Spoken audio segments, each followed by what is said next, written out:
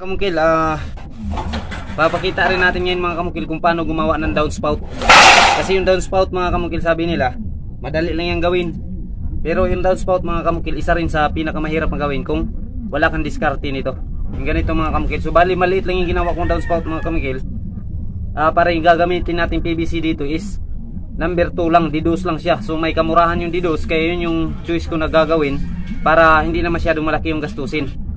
DDoS kasi mga kamukil, sapat na yan para kahit gaano kalakas yung ulan, lalabas yung tubig sa DDoS. So useless lang naman mga kamukil, gagamit tayo ng D-trace, ganun pa rin yung resulta o mangyayari. So nasa DDoS lang tayo, total wala namang maraming kahoy dito mga kamukil. Kapag ka D-trace kasi mga kamukil yung downspout natin, bagay lang yan mga kamukil kapag yung bahay natin nasa ilalim ng punong kahoy, kasi nalalaglag yung mga dahon doon napupunta sa gutter natin. Pag umuulan, pumapasok doon sa downspout natin. Kapag maliit yung butas ng downspout natin, magbabara doon. Kaya yun yung dahilan mga kamukil kung bakit madaling masira yung gutter natin. So kapag ang gutter nyo mga kamukil o ang bahay nyo ngayon ay nasa may malaking puno ng kahoy, kailangan mga kamukil every month talaga papalinisan nyo yung gutter nyo kung ayaw nyo madaling masira. So yung gagawin natin mga kamukil is DDoS lang na downspout, yung bilog nya. So mag-cut tayo mga kamukil ng 7 inches yung ika-cut ko dito mga kamukil. So ituturo ko lang to mga kamukil para ma-idea din kayo kung paano gawin to. Para package na mga kamukil, marunong na kayong mag-ano ng gutter, kanto, magkabit ng side flashing sa gutter. So may video na rin ako mga kamukil kung paano magkanto ng gutter to gutter. So yan, saging pinaypay daw mga kamukil, tag 5 na lang. Ala, pili na tanan tag 5.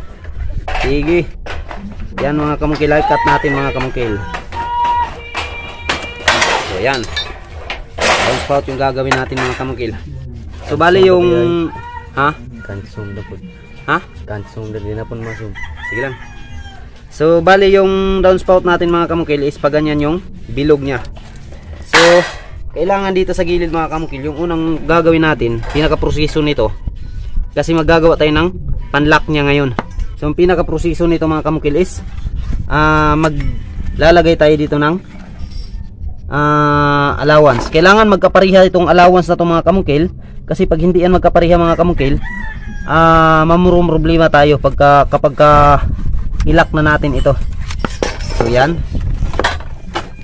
Then dito na naman sa kabila, kailangan magkapariha yan mga kamukila. Kung anong lapad nito, ganun rin dito sa kabila.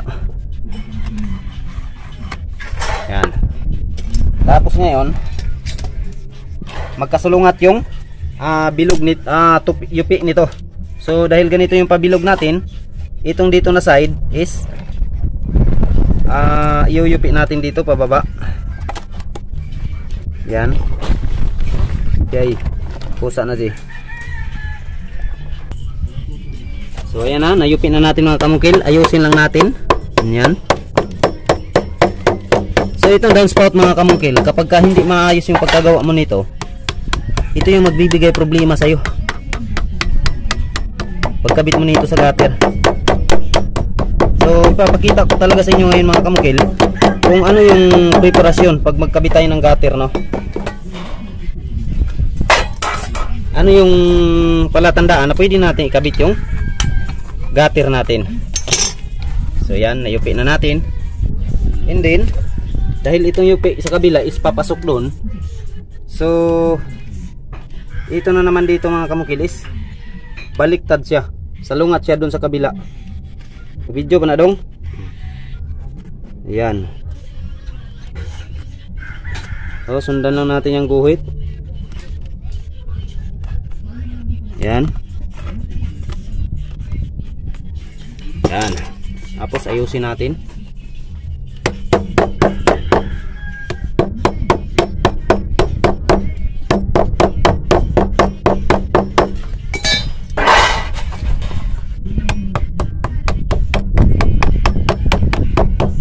So ganito lang to mga kamukil, downspout lang tinatawag natin, pero kapag hindi mo alam diskartehan to, talagang mahihirapan ka kung paano ba yung ginawa, paano ba nila diniskarte. So ngayon bilugin na natin. Yan, paano bilugin? Sa akin mga kamukil, simple lang. Ganyan lang yung diskarte ko mga kamukil, oh.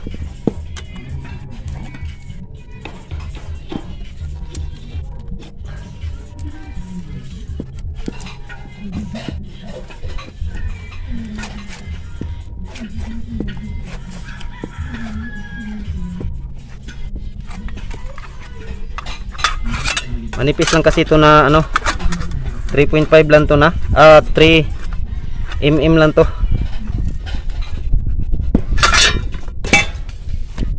So yan. Ngayon, ano na natin, bilog na. Itong ano dito mga kamungkil, lock na ginawa natin is isalubong lang natin siya mga kamungkil. Yan, nakikita nyo yan. Pagkatapos kung nasalubong na siya, saka natin ngayon hihigpitan. Pasok natin ng maayos. Kapag ka hindi pantay itong yinupi natin ganyan mga kamukil na ginawa natin panlock, malaki yung kabila, maliit yung kabila, hindi yan malalak mga kamungkil. Kailangan magpantay talaga yan. Kasi yung kabila niyan mga kamungkil, tumutukod na, yung kabila hindi pa tumutukod. Kaya talagang hindi siya malalak. So ngayon, dahil nalock na siya, saka natin ngayon ilalak ng maayos.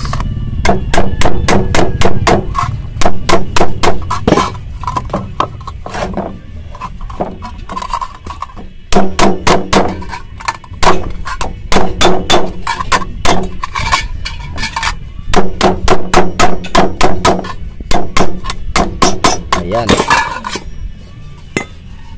Ngayon bilugin natin ng maayos.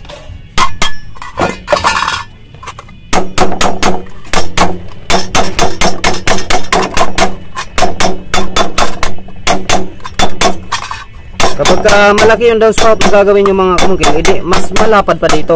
Nasa 8 inches yung puputulin nyo. Ito mga kamungkil, mataas yung kung nakikita nyo, mataas siya. Pero hahatiin ko itong mga kamungkil para mas mapadali yung paggawa natin ng downspout. So yan na, hatiin natin mga kamungkil. Magkano yung sukat nito? Para sa isang downspout mga kamungkil, dalawa yung magagawa ko. Ayan.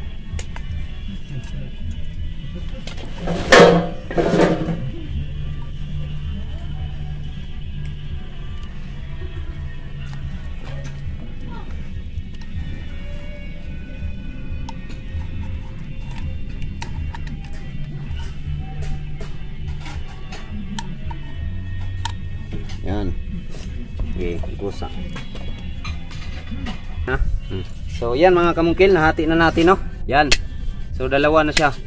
So ang susunod natin gagawin mga kamungkil is guhitan na naman natin dito sa gilid na to. Kailangan mga kamungkil pantay to siya. Ito yung pinaka-importante na gawin yung mga kamungkil, na kailangan magpantay yung cut nito. Kasi kapag hindi ito magpantay mga kamungkil, pag lagay nyo doon sa gutter, talagang mahihirapan kayo mga kamungkil. Kasi papakita ko mamaya mga kamungkil kung hindi ito pantay dito pagka-cut nyo, ano mangyayari kapag ilalagay na sa gutter. So may disadvantage mga kamungkil na mangyayari kapag hindi nyo kinat to ng maayos, pinantay. So ngayon, susunod natin gagawin, ika-cut na natin dito ng pa 45, dahil ito yung maglalak dun sa gas. Ito yung maglalak doon sa gutter natin sa loob. Tsaka lalagyan to ng bulkasil. Ito mga kamukil, kapag hindi pantay ito yung pag-cut dito sa may bilugan, minsan nasa baba yung isang cut, nasa taas yung isang cut. Paglapag mo doon sa gutter, yung iba mga kamungkil dumidikit doon sa gutter, yung iba nakahangir doon sa gutter, hindi siya dumidikit. So ang mangyayari mga kamungkil, maraming bulkasil yung kakailanganin mo para matapalan yung nakanganga na hindi lumalapat lahat doon sa gutter natin. So yan. Tapos ganyan lang natin. So ito yung lalapat sa gutter natin mismo mga kamungkil.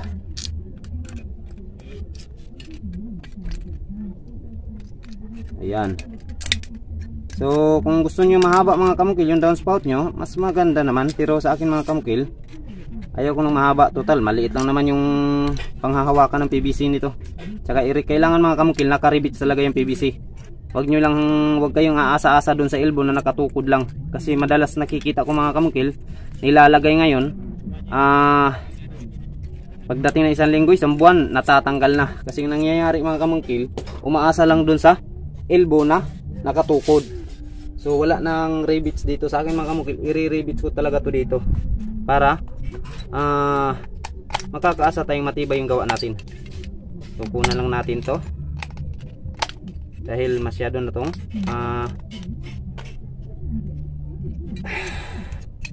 mataas.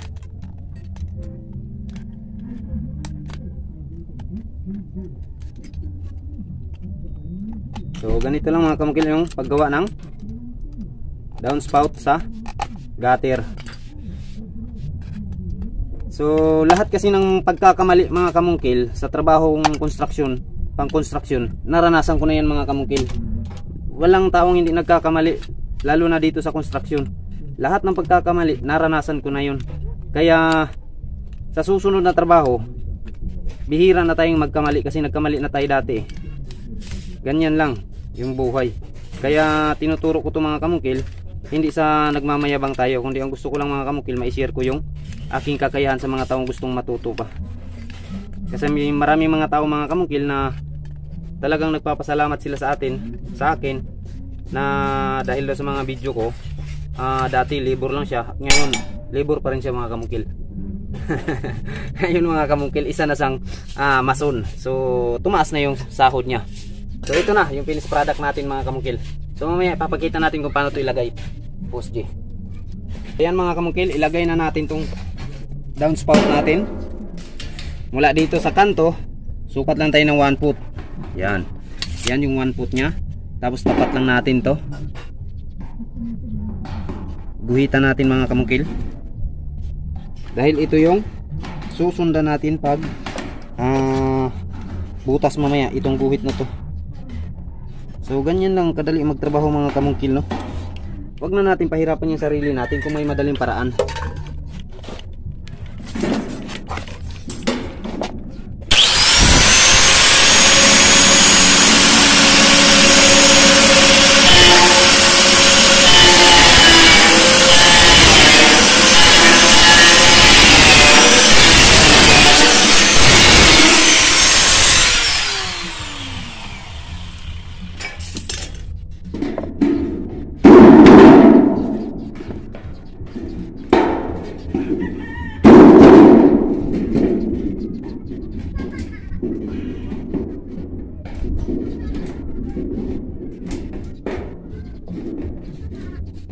Kita din nila Jay.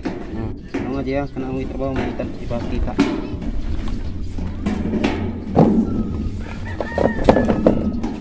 So ganyan lang mga kamungkil yung diskarte.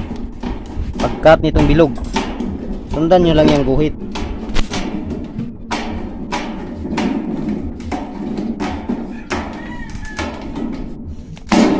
Yan. So lagay natin itong downspout mga kamungkil. Tama ba siya?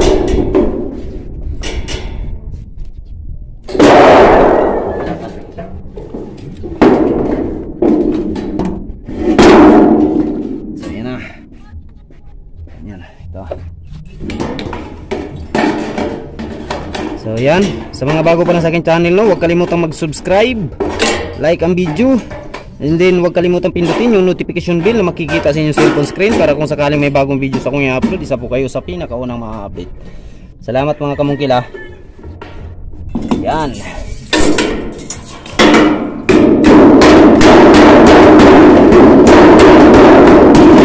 So ito yung sinasabi ko sa inyo mga kamungkil. Kapag ka hindi nasusunod yung tamang pagguhit natin dun, pag-cut natin dun sa bilog na yun, may pailalim, may pataas, ang mangyayari mga kamungkil, hindi lahat ito lalapat dun sa gutter natin. Ang mangyayari dyan mga kamungkil, merong ganyan, merong nga dito. dito lumapat na, dito nganga pa. So kailangan mga kamukil, pantayin natin yung pagkat dun sa bilog sa downspout natin para lalapat siya lahat dito. So walang masyadong gasto sa bulkasil mga kamukil kung titingnan nyo, kasi kukunti lang bulkasil ilalagay natin, maaano na siya lahat mga kamukil, babalot na siya ng bulkasil kahit kunti lang. So kaya lahat ng mga kamungkil, lahat ng